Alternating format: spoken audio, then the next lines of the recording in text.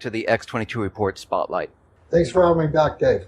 Thanks for being here, and let's start off with the Brexit. We know the people had a vote. It was a referendum, an advisory referendum. They have not enacted Article 50. The Parliament, the EU countries did not come together and vote the UK out. Where is this going? Because right now, nothing's really changed. I mean, we see the central bankers using a lot of excuses for this, but where are we going with this Brexit, and what's your take on it? Well, my opinion, first, I think Brexit is going to lead other nations. You're going to see a referendum in Italy in October, I believe, and now you've got the potential of referendum in France, Netherlands, even Belgium. It's basically a signal that the populations, there's major discontent, and secondly, it shows the non-cohesiveness of the EU, and I think it will lead to a breaking up of the EU eventually. Now, not necessarily because of Brexit, but because of what that leads to. It'll lead to other nations leaving. So since the Brexit has happened, we're seeing a lot of things happen in other countries. You mentioned Italy. We see the Italian banks, they are, imploding on themselves. Right. German banks, same thing. We see Credit Suisse, same thing. Most of these banks are insolvent. They have so many bad loans on their books. It's ridiculous. Are we at a Lehman moment? Is this a black swan where this is going to start the chain reaction of everything collapsing? Well, we're pre-Lehman moment. The Lehman moment is when a major bank does blow up. But if you look at the CDS, the credit default swaps, on the Italian banks, they're nearly at a level where they're forecasting a 70% chance of the Italian banks blowing up. You could also look at Deutsche Bank. Deutsche Bank, their credit default swaps are almost back to where they were back in February. The system is set up like dominoes, and you can't have any domino fall in either direction because the whole chain goes in both ways. So the volatility that we had after Brexit, and I wrote immediately that weekend, the volatility that Friday and the following Monday, without a doubt, has made insolvent many financial entities. We just don't know who they are yet.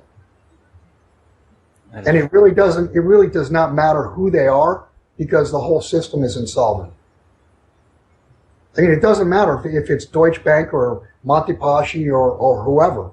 If you have your funds in East Podunk Bank, USA, you're still going to go down the drain when the whole system goes down the drain. Because you can't have a major bank with hundreds of billions, or in the case of Deutsche Bank, 70 some odd trillion dollars worth of derivatives default and not take the entire system with it. It's going to take the whole system. There's not going to be any place to hide within the system. I agree with you. And you mentioned dominoes falling. And what's very interesting about this, and this is my take on it, and I know you have a different take about what happened with the Brexit, we see that the central bankers now, the EU, they're making excuses of, hey, look, we can bail out the Italian banks. Hey, we can create more currency right now. The Fed says, hey, wait a minute, we're not going to raise interest rates. And we see the stock market come down. And it looks like, to me, that they're letting the air out of the bubble, buying themselves some time, doing things that they normally wouldn't be, I'll use the word allowed to do in normal circumstances, because how do they explain it away? So they can use this as their excuse. What is your take? Do you see the same as me, or do you see something a little different? I look at it a little bit different. I agree with you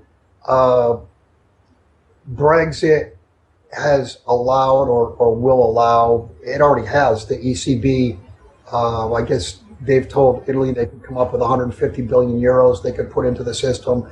ECB put 400 billion euros into the system the day or Monday and Tuesday after Brexit. So yeah, it did allow the central banks to do things like what we did back after Lehman, TARP.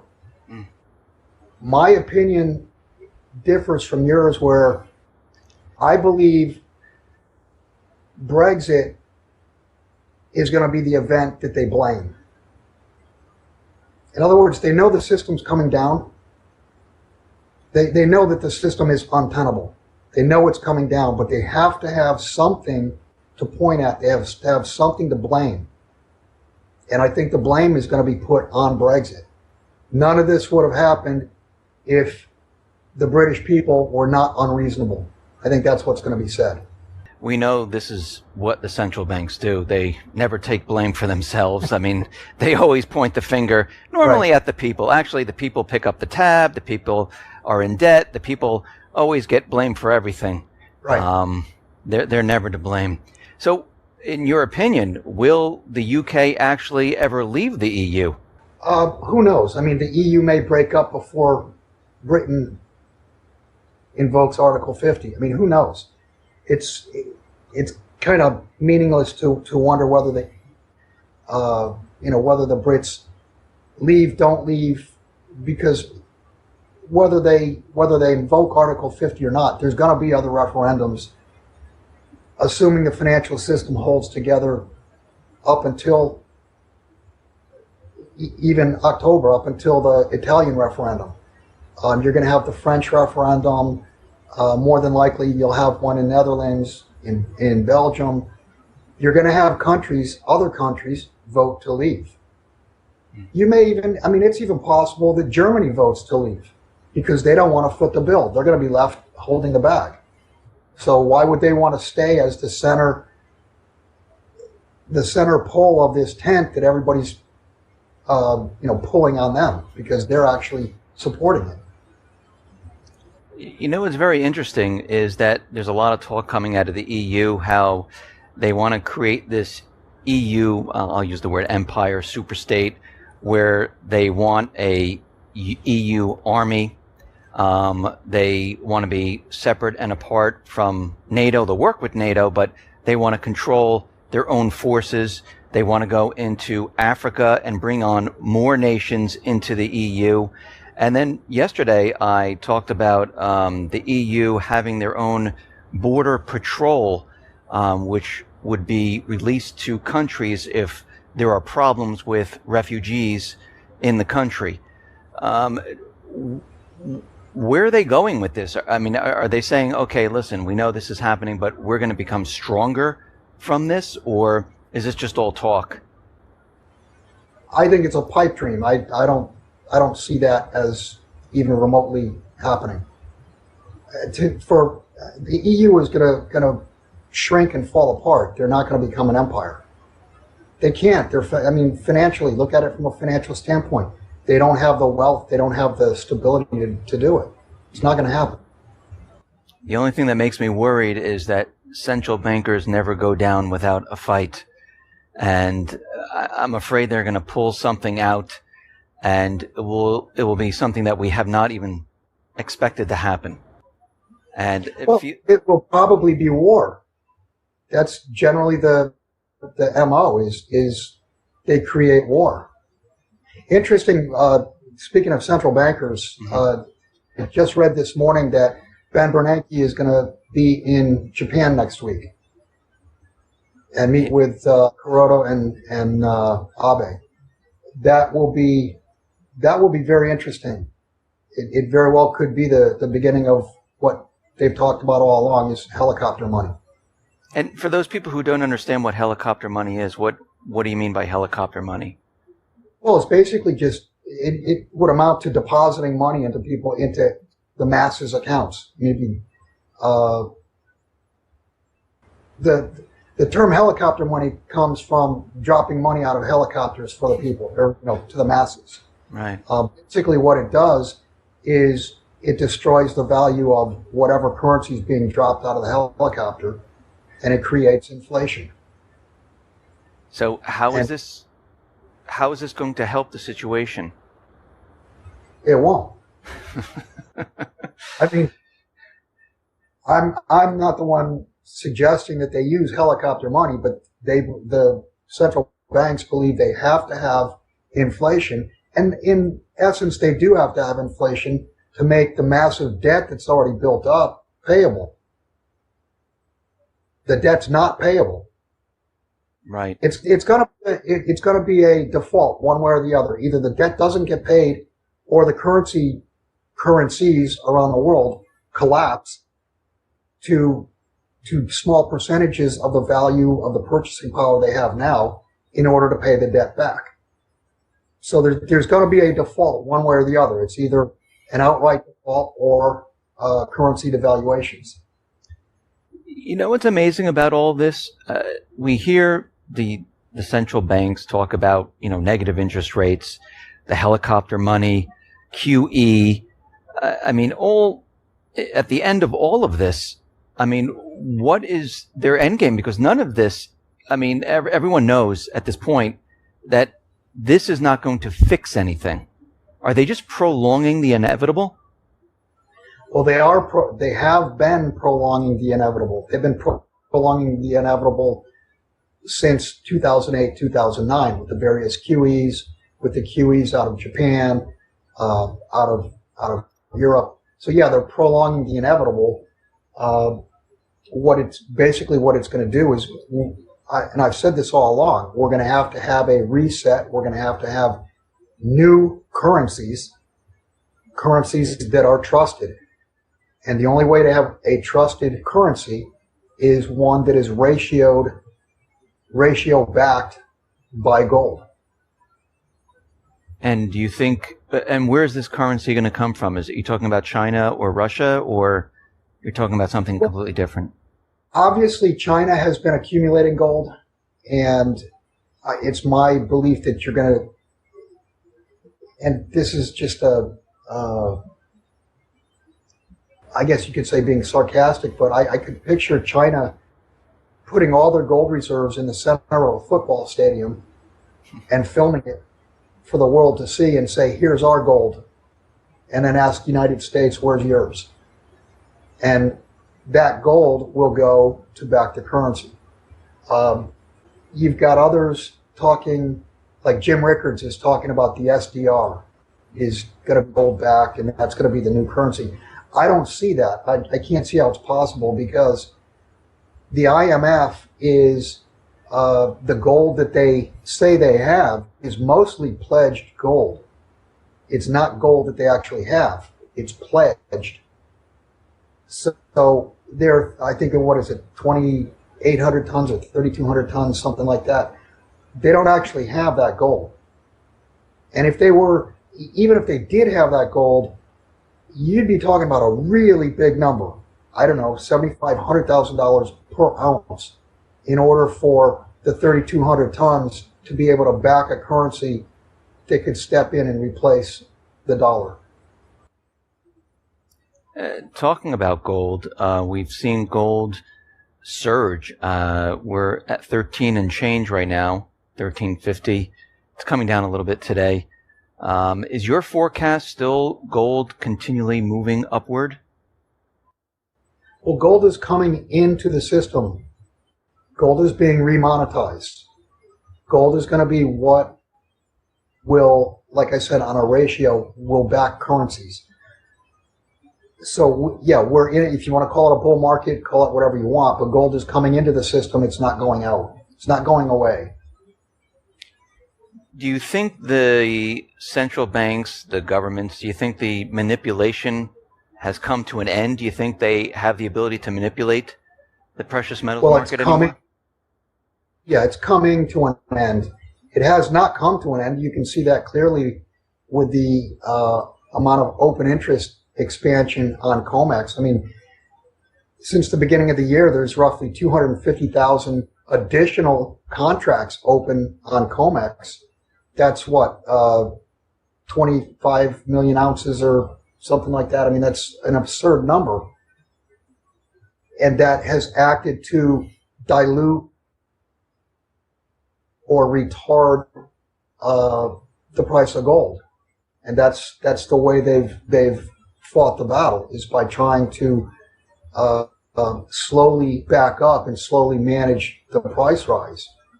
But that's all going to end. And I've said this for a couple of years, and I get trolled whenever I say it. COMEX is going to default. I mean, it's just mathematically going to happen. The physical demand is going to far overwhelm the supply, and certainly far overwhelm the paltry inventories that COMEX is sitting on.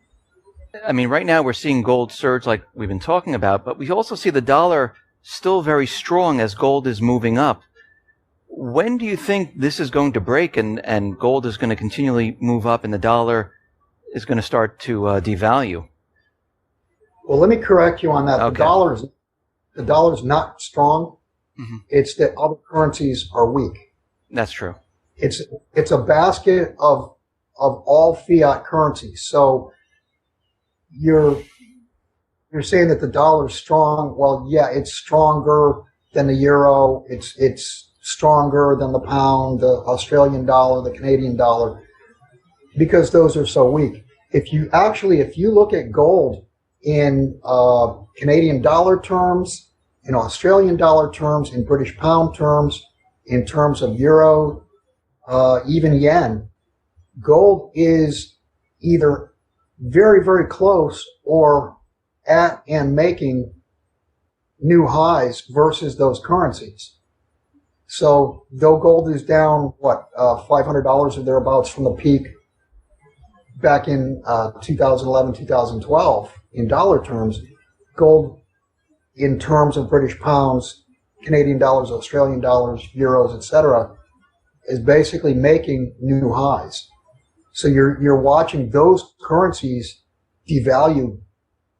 They're devaluing versus the dollar and devaluing versus gold. So to answer your question, yeah, at some point you're going to see a major revaluation higher in gold versus the dollar, and then you'll see that all fiat currencies are collapsing. The dollar is going to be the last fiat currency to go. So we're going to see like fiat currencies in around the world all start to collapse, and then it will eventually end up here in the United States.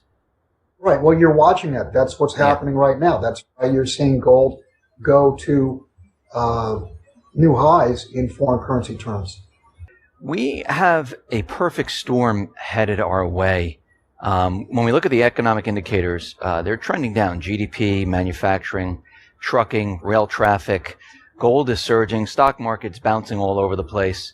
And then we have the elections. Hillary was cleared by the FBI. And we see now we have two candidates, Hillary and Trump, that are running. We see that the U.S. is continually moving troops into the Middle East, into Eastern Europe, into the Pacific, provoking different countries, Russia, China, North Korea. Here we are. Where are we going at this point? Because we're at a point where everything is coming together right now. And do you think that these elections will happen come this fall? Well, I've said for 6 months now that I think there's less than a coin flip chance that we actually have an election. And especially if it looks like Trump is going to win, we won't have the election. Because that would basically, I do believe that he's an outsider. I don't think he's a Trojan horse. And I don't think that the power structure could allow Trump to become president, because then the supposed rule of law that we have now, which is no rule of law at all, which you saw with Hillary, a real rule of law would put all kinds of people in jail. Yeah. So to answer your question, no, I don't think I suspect that there's better than a 50-50 chance that we don't even have an election. And I do believe that you're going to see financial markets collapsed prior to the elections, the U.S. elections. And what will stop the elections? I mean, is the president going to say, okay, the economy's collapsing, we just need to postpone the elections right now? Is that what you're saying? No, what I'm saying is, how could you have an election under martial law? Oh. If we're under martial law, how do you have an election? If you've got riots in the streets, how do you have an election? You can't. I mean, that's where this ultimately goes.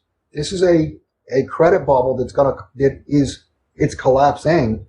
And when it does completely collapse and credit freezes up, and I've said this multiple times, distribution is going to break down.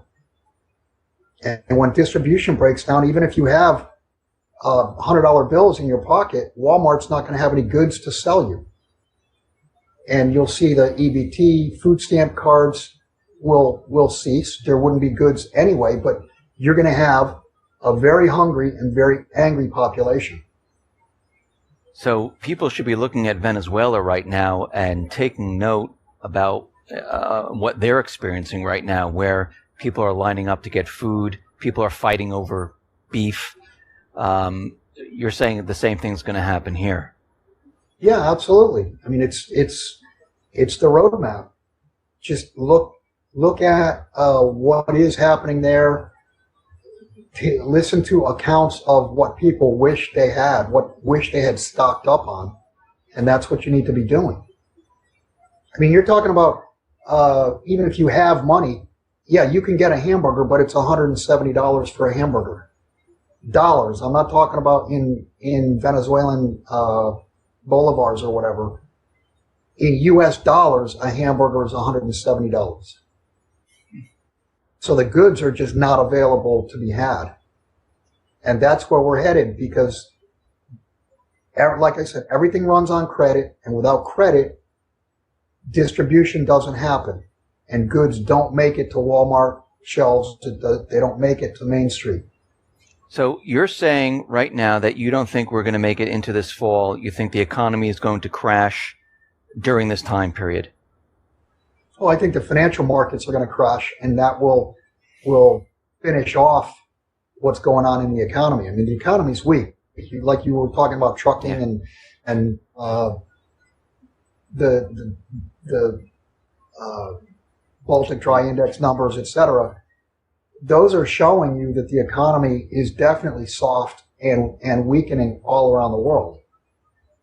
But a collapsing and collapsed financial market will bring global trade, the global economy, to a standstill. I just wanted to get into a little bit about war, and I know this is not your expertise, but I just wanted to ask you, since we're heading in this direction of the economy's crashing, no election, you still see war headed in our direction? Yeah, probably. I mean, the U.S. is running around the world poking a stick in everybody's eyes. So, and I've also said before that war would be certainly a logical thing to occur to point at as well. Our policies would have worked if it wasn't for the war.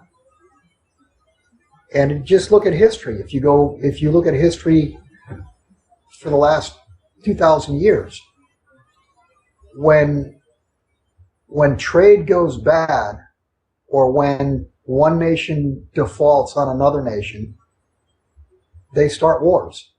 And it's the belief in Washington that war is good for the economy. It used to be that war is good for the economy. It's no longer, that's no longer the case, because what's going to happen is the U.S. no longer manufactures anything. So if we went to war over the South Sea Islands with China, or we went to war with Russia, and assuming that nuclear weapons were not used, the U.S. is going to be isolated. Our imports are just going to stop. The world won't take dollars from the U.S., and we don't have the ability to manufacture the goods that we use every day. So this time around, in my opinion, war is going to be a disaster for the U.S. financially. So what we're talking about here is an economic collapse, no elections, martial law, and war, all happening, coming up very soon. Let me ask you this. What does America look like? Like, what type of economy are we going to have after all of this? I mean, we'll no longer, I assume, be the reserve dollar of the world. So what type of lifestyle are Americans going to have? Well, obviously, our standard of living is going to drop. And in the worst case scenario, go watch the movie Mad Max. I mean, that's certainly a potential. If the credit system does seize up, then you might as well watch the Mad Max movie, because that's where we're headed. Barter, I'll give you this for that.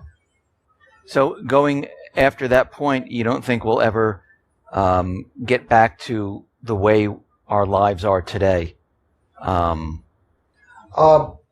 answer that question, in your and my lifetime in the United States, I think the answer is clearly no. There's no way to go back to the 1950s where we were the manufacturing base of the world. There will be no way in our lifetime during the last 50 plus years where we're the financial center of the world. That's not going to happen. Now, could it happen in 50 years or 100 years? Can the U.S. rebuild? Yes, certainly. And there will be a new system that arises, and that system will grow and build on itself, but it's going to be very different from the way we grew up. We grew up, whereas the U.S. was pretty much the leader. We were the leader of the world. We led the world in so many different areas. We're being leapfrogged, and we got fat, we got lazy, we took on too much debt. We didn't work hard. We're not manufacturing. We're not doing any of the things that made this country great to begin with. And speaking of, that brought to mind, Trump would make America great again. Think about the amount of people in the U.S. that don't work. That live on food stamps, that live on welfare, you're talking about over 50% of the population now takes. And just go back 50 years in the 1960s. Welfare, unemployment, things like that, those were supposed to be stopgap measures. They were supposed to help the person out who was down on their luck until they could stand on their own 2 feet, go back to work, or whatever. Now, food stamps, welfare, entitlements has become a way of life. I mean, there are families that where the kids grow up learning how to game the system. It's over. It's over in so many different ways. It's over morally, socially, financially, economically. It's over. Bill, thank you very much for being on the X22 Report Spotlight. Once again, how can people see your work? My work is put up on www.jsmindset.com, and Jim Sinclair and I